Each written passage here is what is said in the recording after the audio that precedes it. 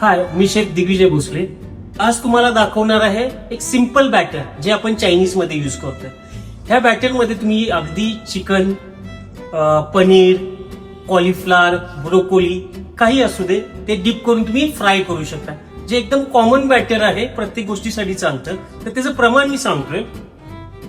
काय करायचं आहे, समप्रमाणात तुम्हाला कॉर्नफ्लॉर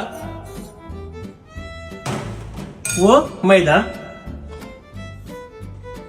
हे दोन्ही समप्रमाणात इक्वल क्वांटिटी मध्ये घ्यायचे. यामध्ये चवीनुसार मीठ, चिमूटभर काळी मिरी पूड, चिमूटभर पांढरी मिरी पूड किंवा व्हाईट पेपर. जर तुम्ही व्हेजिटेरियन असाल तर ह्यात अंड नका घालू. जर नॉन व्हेजिटेरियन असाल तर ह्यात अंड घातलं चालेल. अगदी अर्धा अंड फेटून घालायचं आहे आणि थोडंसं पाणी घालून बॅटर घट करायचं. मी दाखवतो ते कसं. तर इथे मी अंड्याचा यूज करतोय. थोडीशी बेकिंग पावडर किंवा बेकिंग सोडा. आता हे बॅटर एकजीव करून घेऊ. आता बॅटर आपले तयार आहे.